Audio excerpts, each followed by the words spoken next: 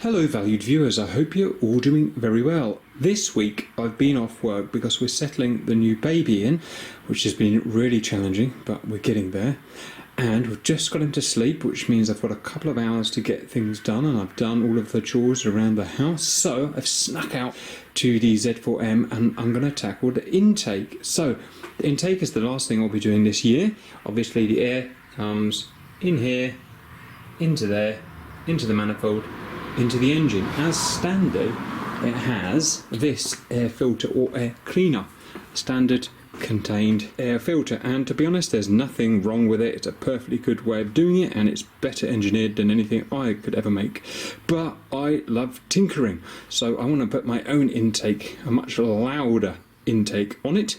Now strangely, this is the first nice kind of expensive car I've ever had, so I'm not used to having expensive parts. Really the cheapest, at least in the UK, aftermarket version that I can get of this is the Venturi kit, which is around £800, and there is no way in heck I'm going to be able to get £800 on a car part past the wife at the moment, especially with new baby. So I've decided to make my own because I'm a little bit silly. So I've replaced it with this, a pretty much standard issue K&N air filter. Nice, big, heavy duty. And because it's exterior and not internal like that, it's also nice and loud, as you all know by now, is good. Now the problem is there is no way of fitting this onto the engine, because in this car the sensor that detects the amount of air that's coming in is this here, and it actually goes into that aperture there, which is all part of this plastic moulding for the airbox. So that's a real problem. There's no way I can kind of fudge that in there. It's got to be done properly. So I've made my own adapter plate, this chap here, and I've 3D printed it. Again, the cheapest version of this I can get as part of the Venturi kit for around £800. So this is a homemade free version of it. I started by measuring the space I had in the engine bay and all of the diameters and stuff like that. Then I mocked up using Microsoft Paint, yep, I said it, Microsoft Paint, a schematic for the part that I would want to build. Then I got my friend CH to convert that into an STL, a solid model file. Then I got that over to my friend Tanky, who put it in his 3D printer, and a couple of days later he sends me this in the post, the 3D part. My first concern is that it would be too weak, and although it is very light and a little bit squishy, it actually appears to be very strong. I've no idea how these 3D printers work, but I've not managed to kind of pick any bits off or create any damage even on purpose. It seems a really solid unit, so that appears to be good.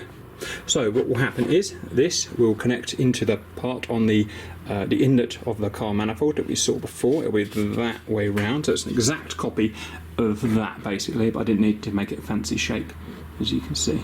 And this side here is open, which should fit on the K&N general purpose filter. Also, this hole is exactly the right size so that the air sensor will fit onto it.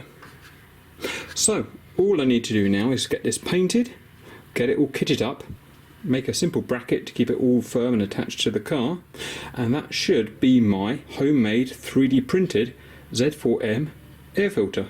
Ta-da! All on! So here's the bit that we 3D printed here, going into the manifold here. Here's the sensor bolted in, tiny little bracket to hold it to the engine, and here is the actual air filter itself. Some of you will say that it's not an efficient way of doing it because it's an open warm air filter instead of an enclosed pure cold feed filter, and of course you are right, and that means that the engine will actually lose horsepower by doing this, which is really stupid, I know, but I don't care. It just looks so cool and it's going to sound so cool. I'm just going to keep it like this for a while until I can afford my Venturi. I really want to try it now, but I can't because it's quite an old car and baby has just got to sleep, so I'll have to try it another day. But that there is my 3D printed Z4M intake.